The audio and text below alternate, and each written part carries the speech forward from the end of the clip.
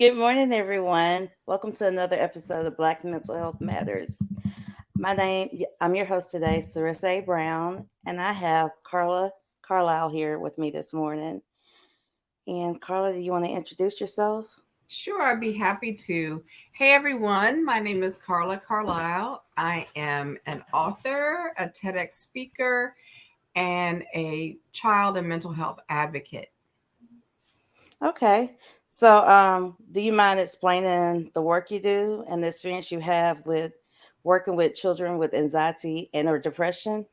Sure. So, my story, my path to this was based on personal experience, lived experience.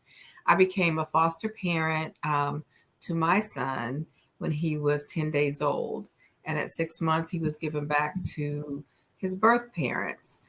And I just decided because of the circumstances they were in that I wanted to stay connected and try to support the family.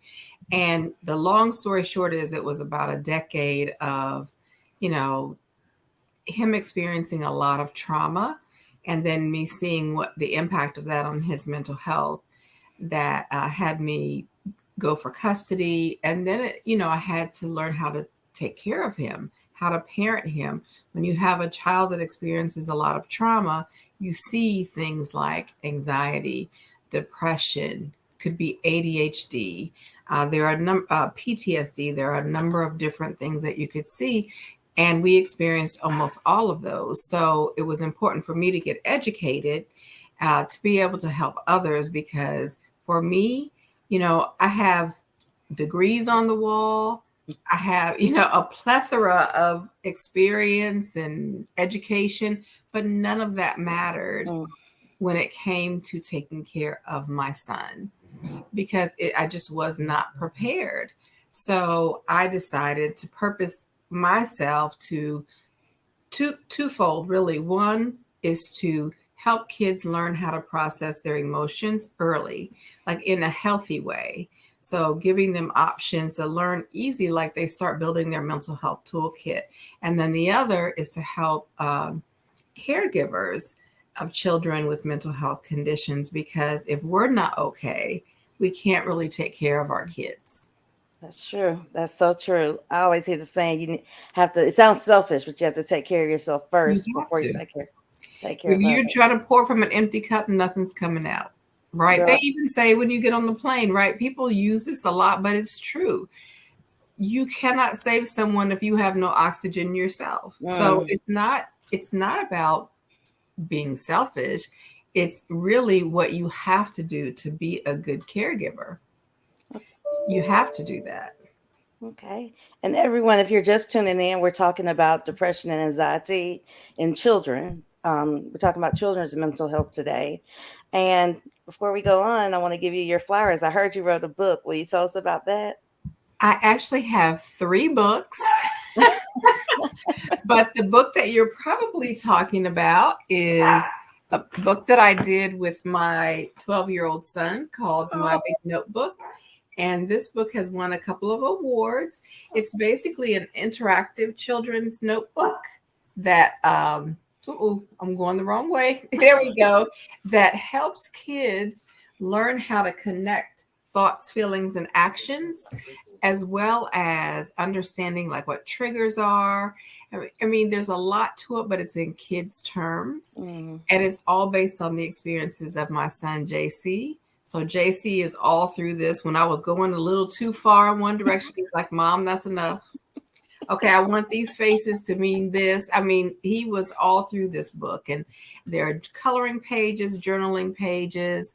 And it's just been quite an amazing experience to be able to help kids along mm. early. We're talking about elementary school, middle school. So to be able to provide this, because when we did our research, we couldn't find anything else like it in the market.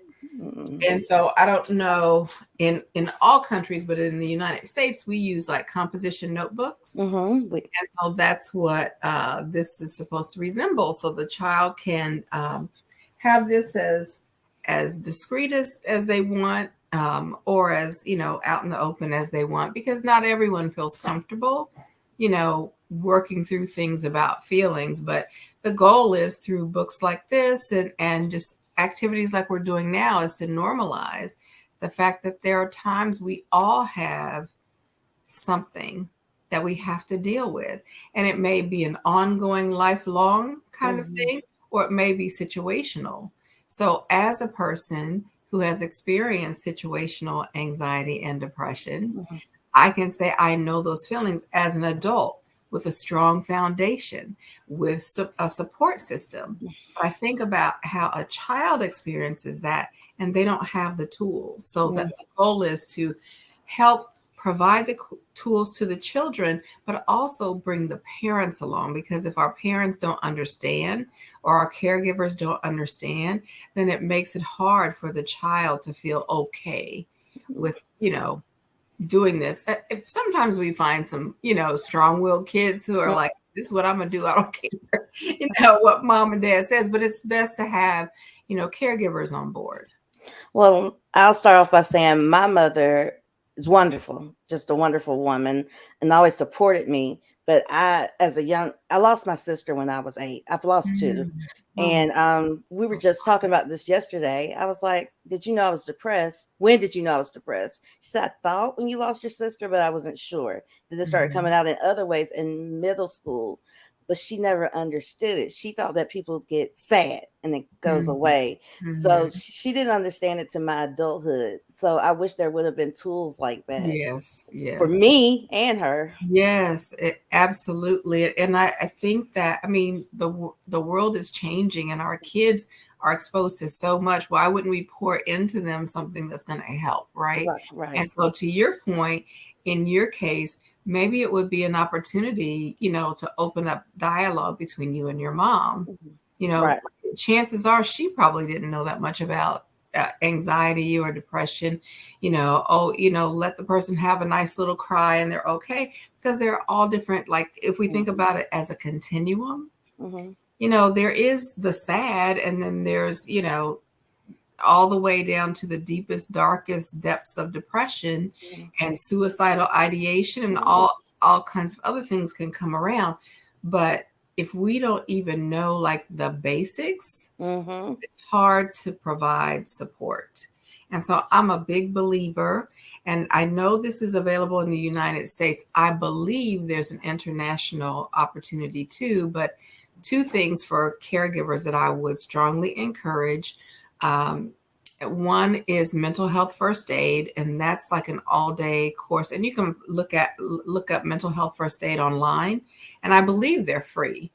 If they're not free, a lot of organizations sponsor it. And then the other one is called QPR, Question, Persuade, Refer. That's about a 90-minute to a 2-hour-ish training that helps you, if someone is in crisis, or even way more sad or down, or you just can't put your fingers on it. It's to help them. You help them by, asking good questions that will make them comfortable opening up. Persuade them that, hey, this is okay. It's okay not to be okay. And also to open them up to the thoughts of getting some help. Like, hey, and I'll go with you, I'll help you. And then refer is to find, the right, or at least, some options for the person. But it's like a 2-hour training. And so those 2 things I would really recommend, and maybe we can provide some information about those. I'm not sure if it's international. I know it's available in the States, but I think at least mental health first aid is. Okay. But I went on and on and on. That's so, okay. I'll let you, because I loved it. I enjoyed it. I'm very passionate about this, if you can't tell. No, I was enjoying it, and I'm sure the audience was also. But you mentioned starting with the basics. So not everybody knows what depression and anxiety is. Do you mind explaining those 2 and the difference?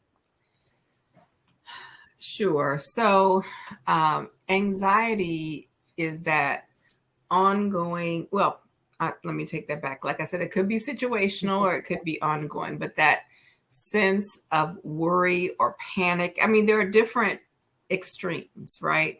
it can be from, you hear people say, oh, I had a panic attack, where you almost can't breathe. It's very stressful.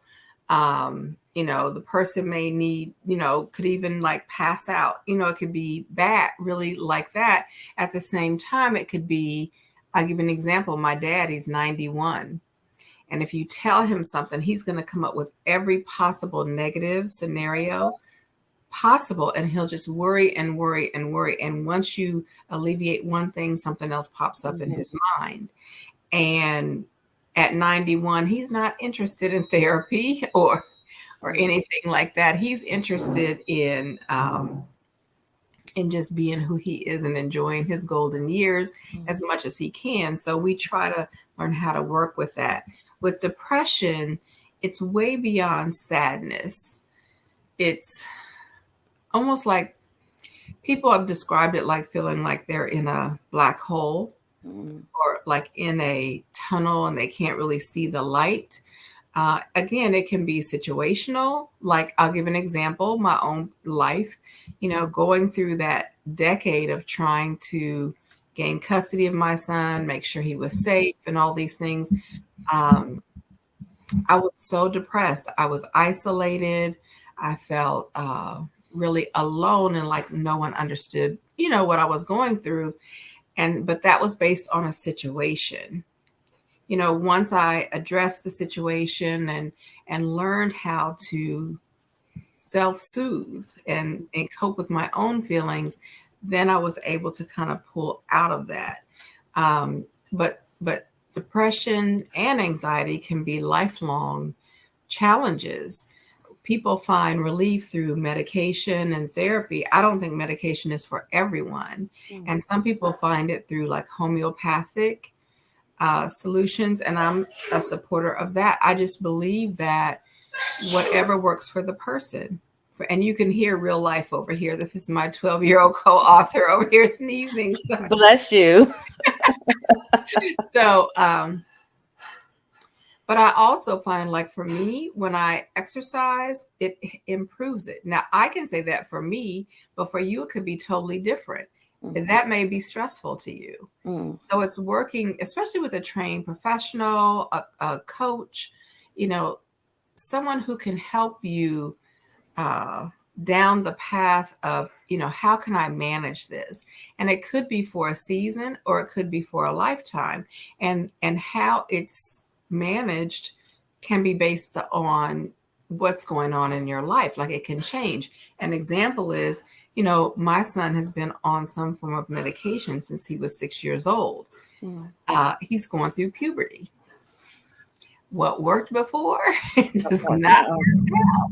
So we have to go through and try different combinations of his medicine while trying to keep his medication at a minimum, right? Because we don't want to over-medicate. I'm so sorry. That's okay. Well, while we're talking about that, why do you think that they're often diagnosed together, though? If they're different, why do doctors normally diagnose them together? Because oftentimes they can go hand in hand. I think for different reasons, but I guess what I would say is imagine yourself in a current state of feeling anxious. It makes it difficult to enjoy almost anything. Now, and I'm not saying it's a cause and effect necessarily, but I'm saying a lot of times they do go hand in hand. But what I found is, especially with children who have experienced trauma, is that anxiety and depression can be, just related to trauma. And many kids, and sometimes they're not diagnosed this way, but it can result in post-traumatic stress disorder. And under that umbrella, oftentimes they include ADHD, anxiety, depression. I mean, it's like you really have to get educated as a parent or caregiver to understand, like, what does all this mean? So just based on my own personal experience and then talking to other parents, especially foster and adoptive parents who oftentimes their kids have experienced, well, pretty much any kid that's been in foster care has had trauma, right? And it's been pretty consistent in terms of what they've said. It's like, I have to establish a partnership with my child's doctors. I have to become the lead advocate for my child. Yeah. Yeah. But you don't have to do it alone, because there are organizations across the world that typically offer some free support to help you advocate for your child and yourself. Okay. So, what do you see as, back to the children, now that we Yeah. got the basics out the way, what Yeah. are some signs or symptoms you normally see in children when they're starting to experience depression or anxiety? So, it can range, of course, but just some possible changes would be going from a happy child who presents happy to a child who is withdrawn or presents as very angry. And we hear this in adults, right? The angry Black man, the angry Black woman. It's not necessarily about being angry. It could be, well, first of all, as Black people, we've been through so much. Sometimes we're just tired. But Right. as a kid, we don't haven't experienced all that yet. But this whole concept of people of color, especially Black people, African American, African, it's like, oh, they're so angry. Even with kids, oh, that's an angry kid. It's chances are there's something behind that anger. And then a lot of times there are, kids who withdraw and isolate.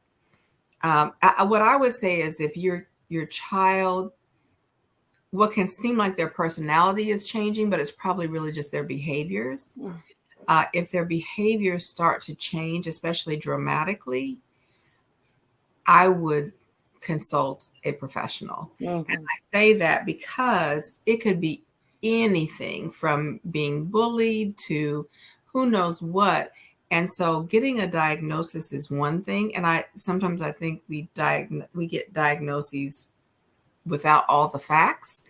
And so again, as an advocate, you really have to step up and step out and ask probing questions. I want to give you a quick example.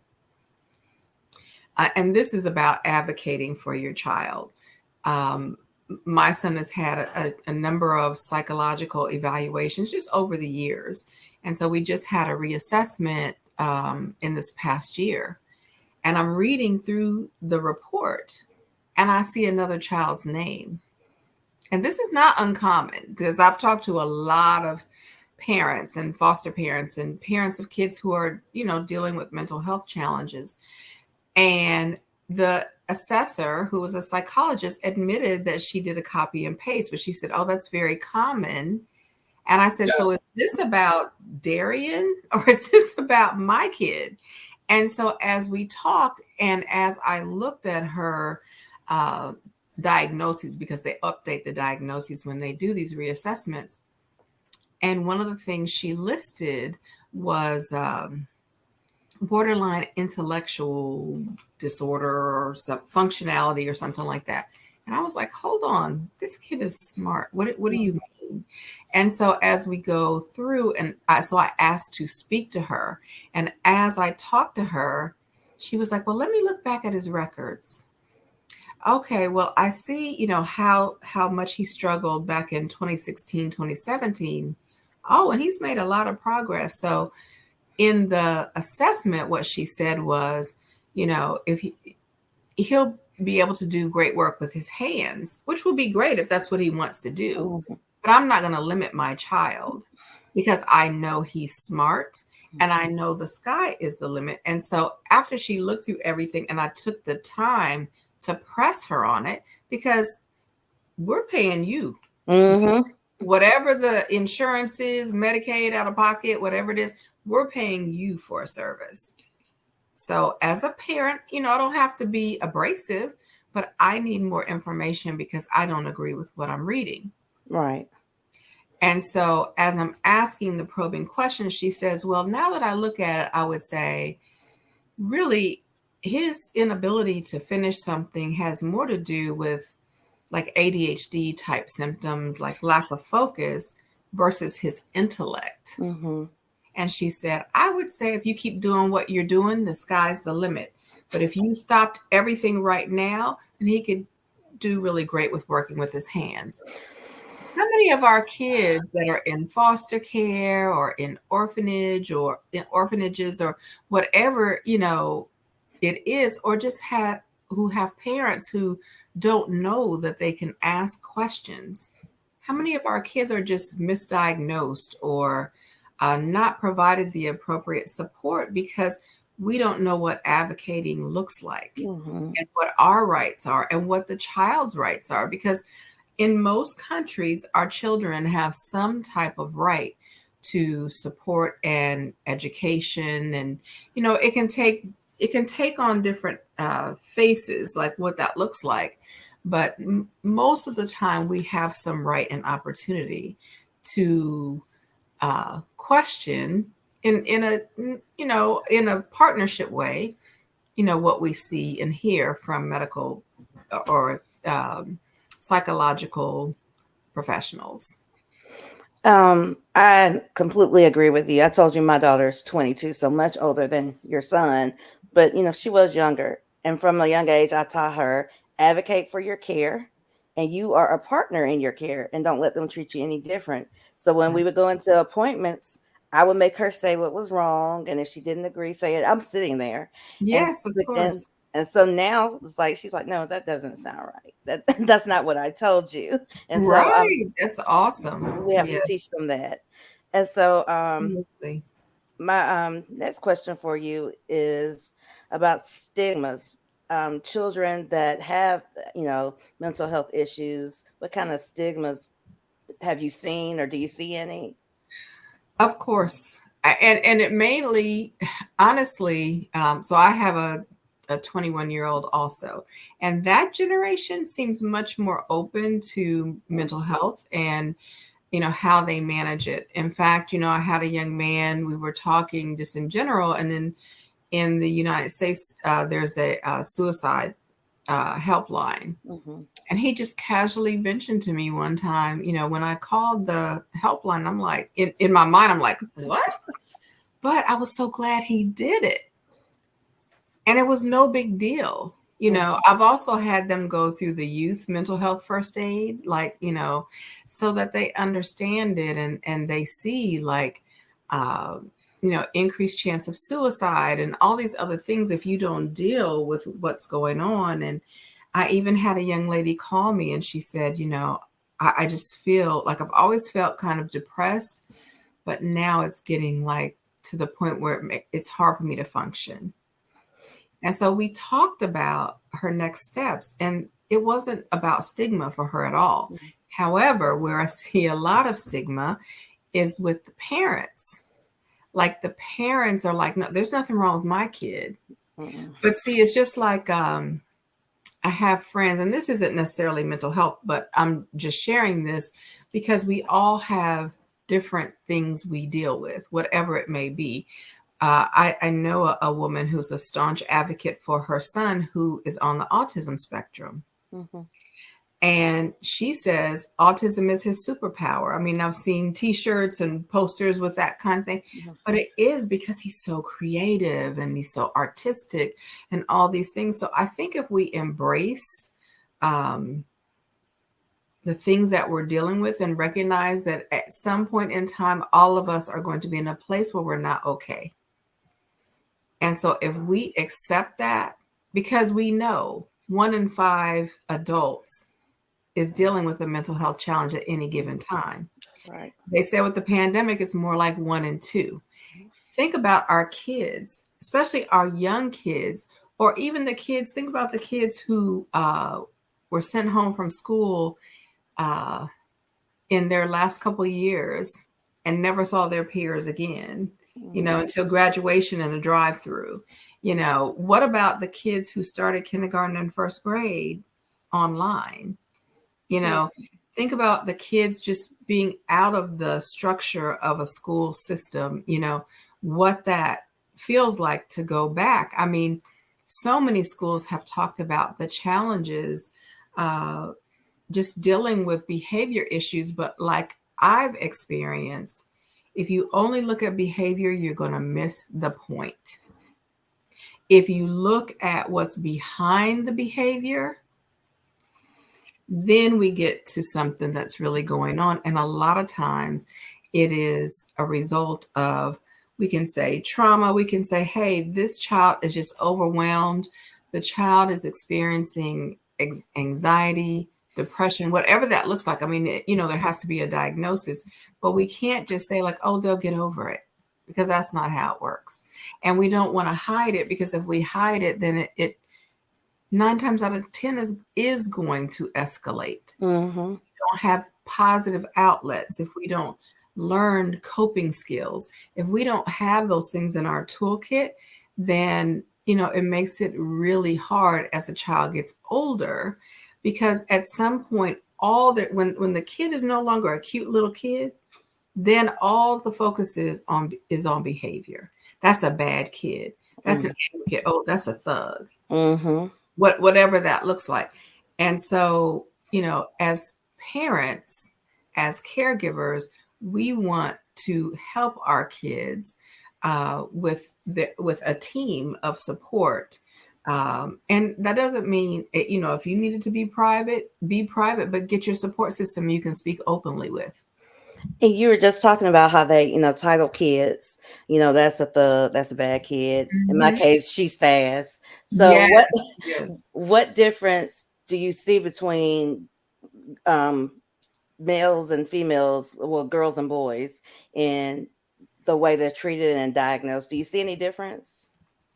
Well, our Black boys, first and foremost, are almost always, the 3 diagnoses are ADHD, anxiety, and depression.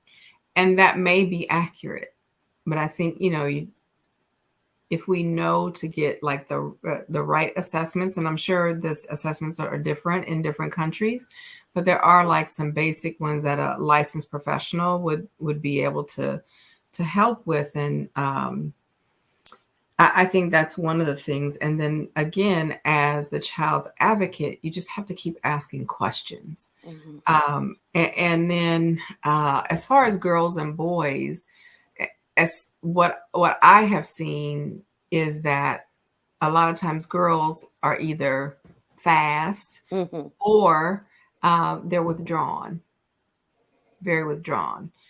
With boys, it's more on the aggression side, but there are young men, young boys who withdraw also and feel very, very isolated. So, I think it just depends on the individual, but I think, you could see some trends in terms of girls versus boys. Okay, which leads us to race. You just mentioned Black. I advocate for, Black mental health care, but also, do you see any disparities in race as far as our mental health care? And hold on one second. And the children. What do you see disparity in race and our children in mental health care? I do. Well, let me make sure I understand the question you're asking. Okay. So you're asking me, do I see a difference in how children are treated when, okay. So what I would say to that is, there are microaggressions, there's implicit bias. You just have to be aware and again, ask questions, because when I walked into the assessment for my son, the reassessment, the same assessor who had a different boy's name in the assessment also said, so you're his foster mom, right? And I used to be his foster mom, but I'm not. But why did you assume that? And there's nothing wrong with being a foster mom, but you're already coming to the table with certain assumptions about my child and his situation. You can ask who I am. Don't assume, that he's not with his parents. You just can't assume anything. When you're assessing someone, you should be coming with an open mind, but that's not what we always see. So I think that the bias that we see in every other field, if it's a medical diagnosis, if it's, you think about how many Black mothers lose their babies or lose their own lives. If you think about all of those things, we're always dealing with some type of bias or prejudice, or even if the doctors and staff don't know. That's why when we look for support, especially for a therapist or a psychiatrist, psychologist, we have to vet them. We have to ask the probing questions. We want to understand their experience. Are they culturally aware? And it doesn't necessarily mean they have to be Black, but they have to be open and be willing to partner with you. The days of, I can tell you with my parents, it's like whatever the doctor said, that's what goes. Those days are over. We're partners. That's right. Again, we're paying you. No offense, but I mean, it's a partnership. Like, you're an expert in what you're an expert in, and I'm an expert in what I'm an expert in. And if we work together, we can really do what's best for this child. But if you think I'm just following you, no, that's not it. We're partnering through this. And just like with schools, sometimes schools, they don't, there are challenges with schools connecting with or honoring like a parent's concerns. And there are advocates out there to work with you. I've been in the States, we have IEPs, individualized education plans. And I've been in an IEP meeting where I've said something, and then my advocate from Mental Health America said this exact same thing. And they were like, Amy, that's a great point. Well, you know what Amy looks like, and you see what I look like. But, and then also, and I've said this, okay, now I would not recommend this, but I'm just saying, like, sometimes you have to let people know who you are. And I'm not saying it in a combative way, but I've done my research. When I'm coming to you, we are going to work together or not. We're not going to work at all. That's just it. And I say it in a passionate way because I think that so often we walk out of meetings like that with schools or with medical professionals or with therapists or whoever that may be, feeling let down, feeling like we weren't heard. And it's not just like, oh, that hurt my feelings. No, I don't think you heard me, and therefore I don't think you can give my child the best support possible. That's what it's about. You've mentioned IEPs, and this is funny now. It was not funny then. My daughter also has, her mental health issues. And so we didn't know about IEPs. That was never mentioned. I probably needed it in school. No one ever mentioned it, but it's because she was getting counseling and all that care, it came up. And so when we got it, they still weren't doing it right. I was already frustrated. We didn't know this was there all these years. And so I guess they considered me the angry Black woman when they weren't enforcing it. The things that they said that they worked with me and the psychologist to do, they weren't doing it. So I had to keep coming up to the school advocating, and then they stuck me with the Black man, and we worked together just fine. He heard everything I said and understood. There you go. You know what? That worked out. But I have said out of my mouth before, the way this story was told about a particular incident with my child, and the way I responded to it was, Carla did this like almost like in an aggressive way. And I had to do one of those, oh, you don't know who I am. Not like I'm just some famous person or anything. No, I am a mom. Trust and believe I'm going to advocate for my child. We don't have to be combative. But when a school administrator says to me, oh, your son did this, which he didn't do. No, he hit a teacher. He did not. And so I go up to the school, and we eventually have this meeting, and the person is standing, the administrator is standing by it saying, I was told your son hit this teacher, but the teacher herself said that narrative is false. He did not hit me. And this is what happened instead.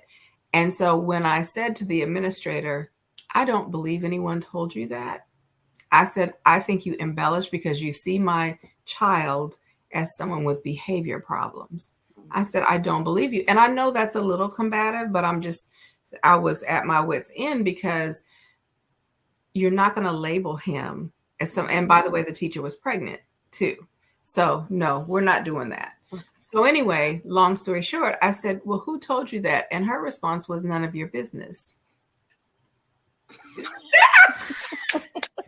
Exactly. So my advocate said, who is not Black, said, did someone just tell me this is none of my business? What was that? And she was appalled.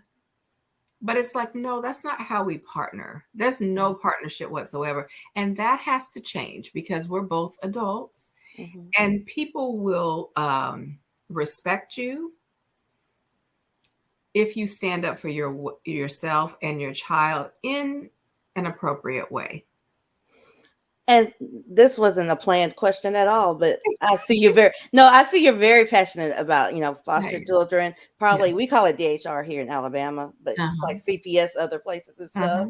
Do you see a difference with the way mental health is treated for kids in DHR, CPS care or foster care with their mental health?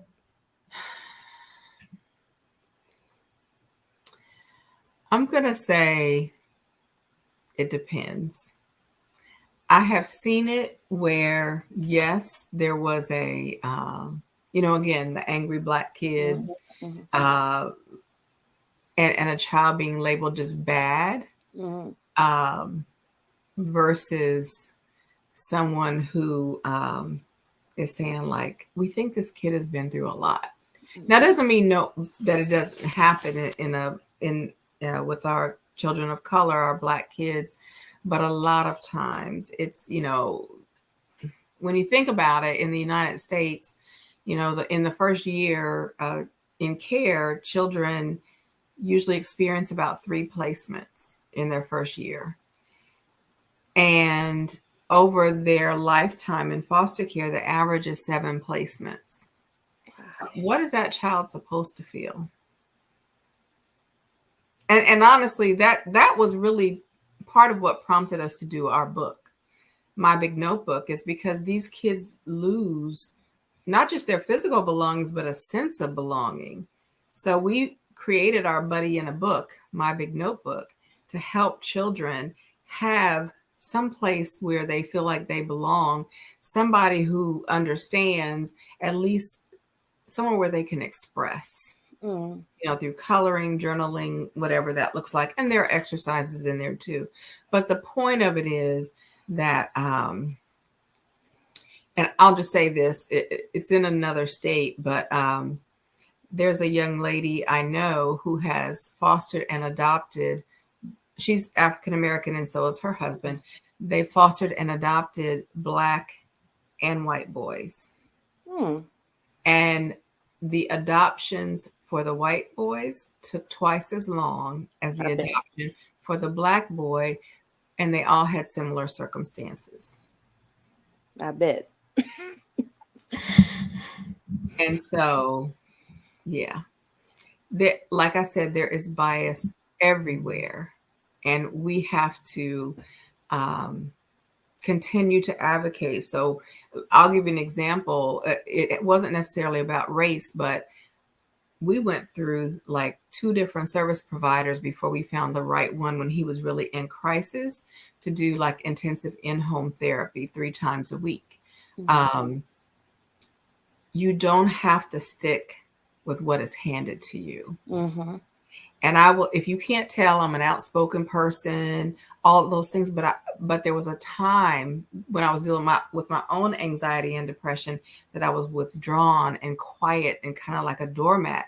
But I had to learn, like, hey, I've got to get myself together to be able to parent this child and to get him to the point of being a healthy, productive adult.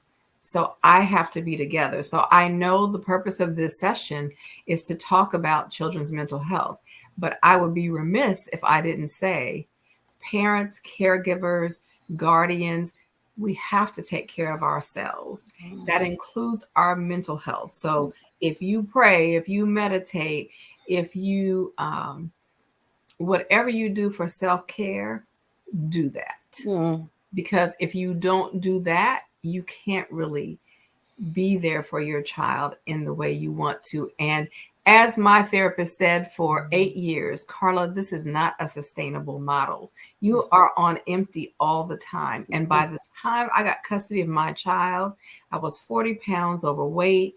I was over $100,000 in debt. I had isolated myself. I was a hot mess. And now I have this child that I'm now legally responsible for, what I wanted all along. Mm.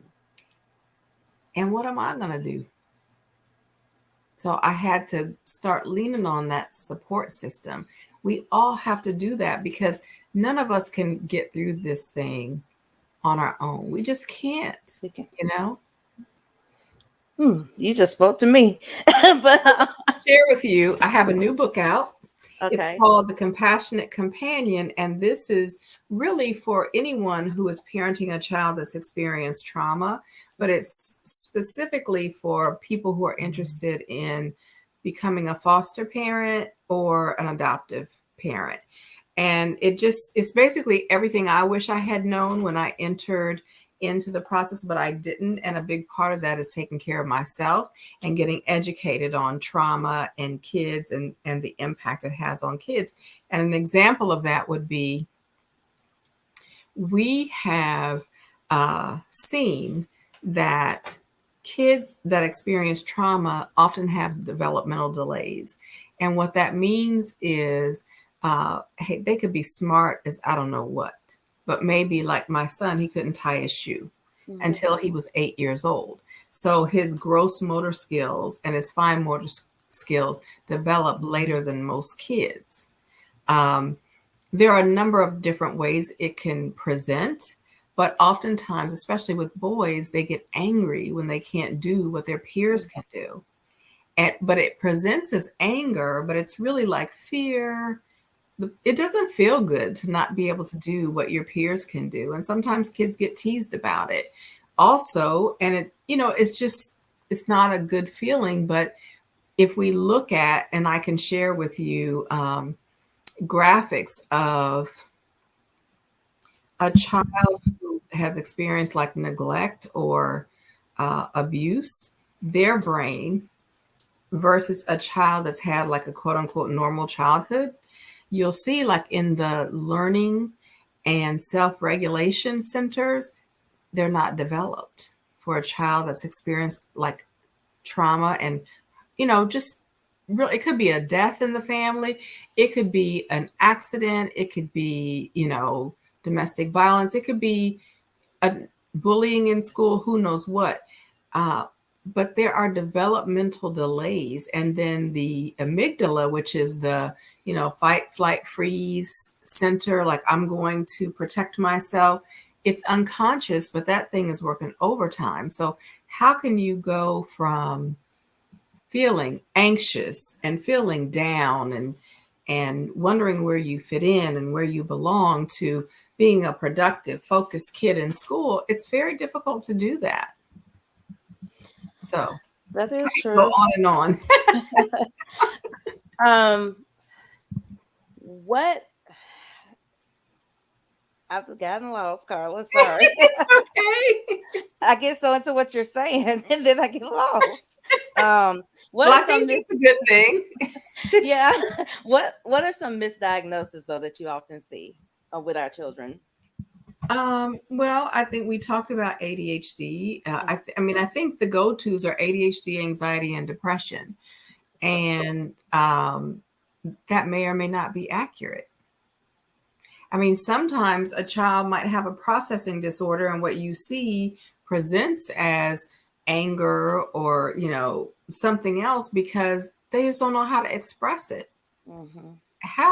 Sometimes we have problems expressing. So what do we expect of a 6, 7, 8-year-old kid? Or even our, one of the things that I wanted to mention is that getting support, whatever that looks like, if it's, and if you're not comfortable with a diagnosis, you can, ask for more details, or you can get another opinion. And that is perfectly fine. And again, you want to get someone who's culturally competent.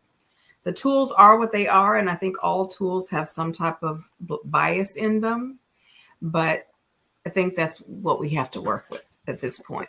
Well, that segues into the next question, and you've touched on it a couple of times, but what support can parents and guardians get for themselves and for their children?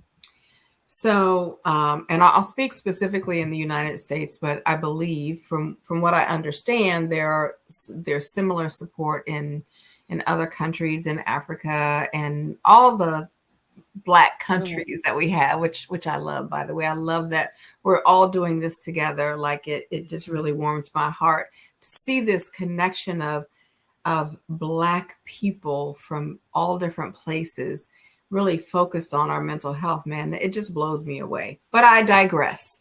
So ask me the question again.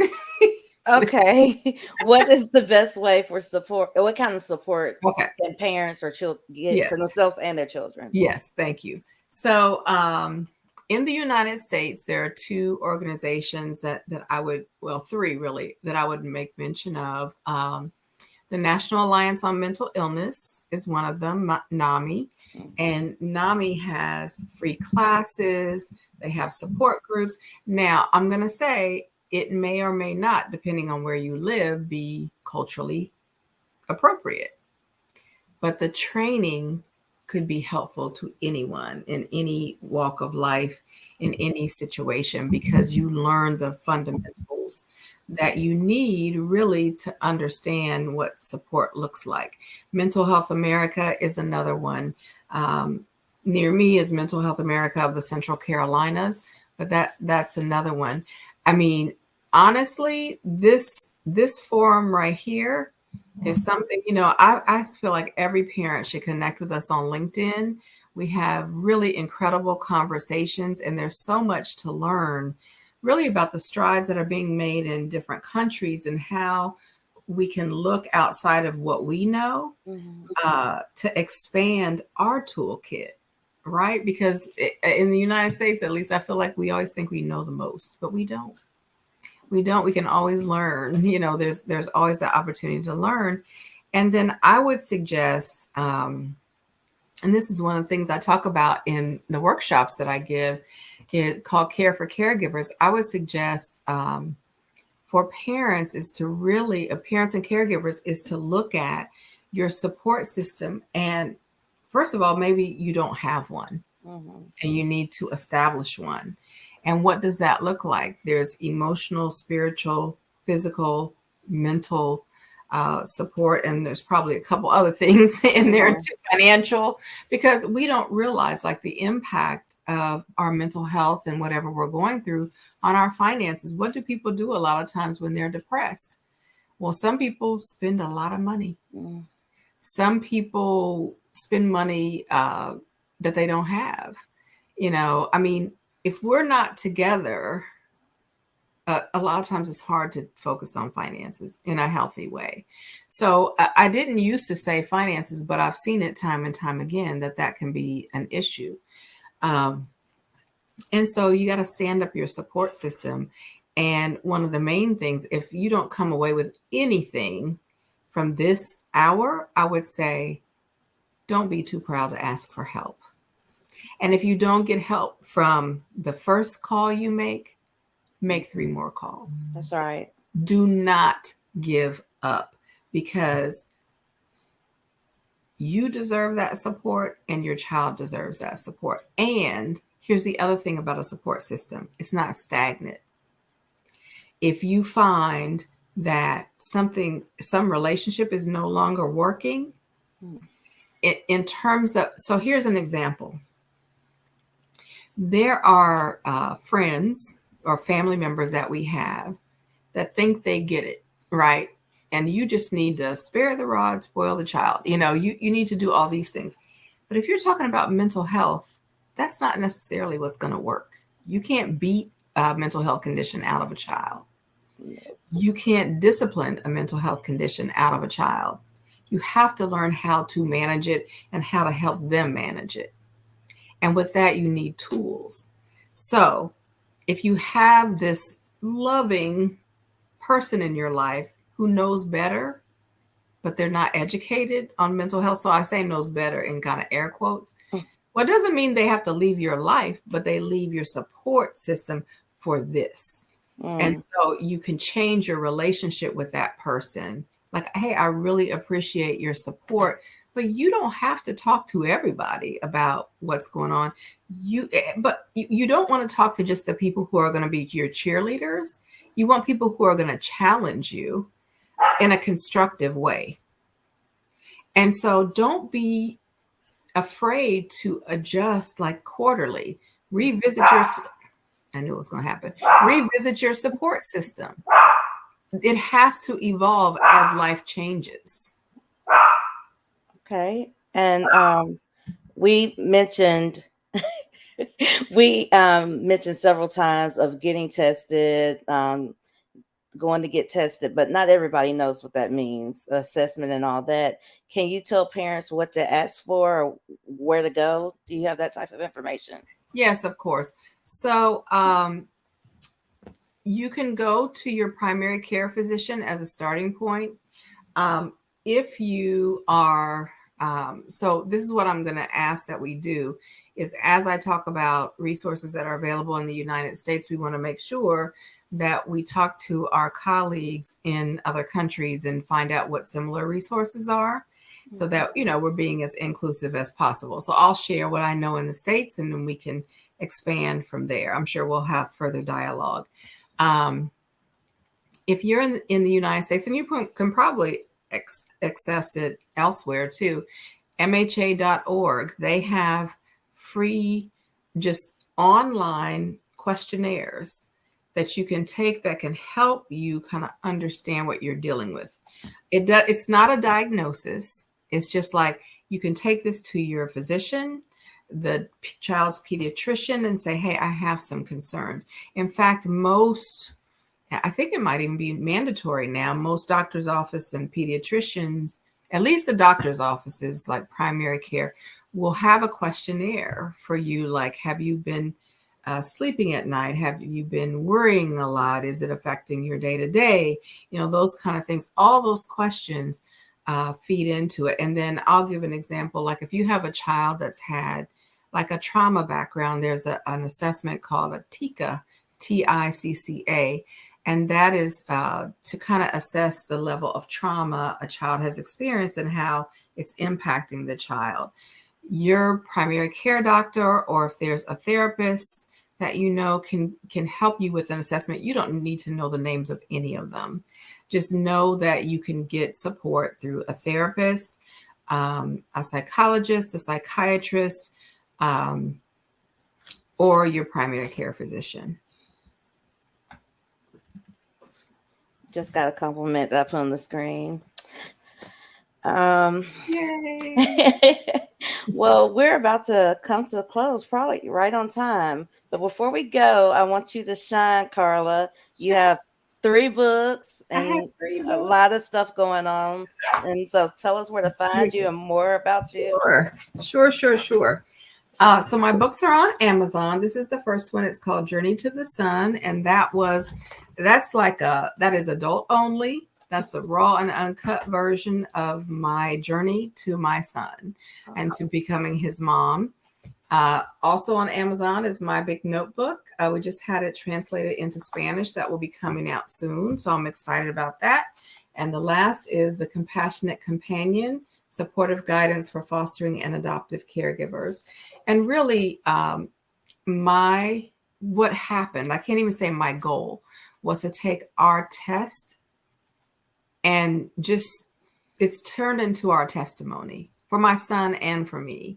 And so in that, I've been able to connect with just amazing people across the globe to see that, I already knew, hey, I'm not alone, because I see all these statistics of kids and, all all the things that are happening in the world, I know that our kids need support. And if they need support, we have to get support to help them as well. And so I'm at, my website is carlaacarlisle.com. And there you can watch my TEDx talk, Becoming Trauma Informed Changed My Life. You can read more about each one of my books and the speaking engagements I've done and that kind of thing. And I'd love to chat with anyone who likes to talk about children and mental health, but you will not ever have a conversation with me in which we don't talk about taking care of ourselves too. It has to go hand in hand. Well, I really enjoyed you as a guest. I'm Sarissa A. Brown, your host, and thank you all for watching Black Mental Health Matters. And we talked about children and depression and anxiety today. You have a good day. Thank you. Have a good day.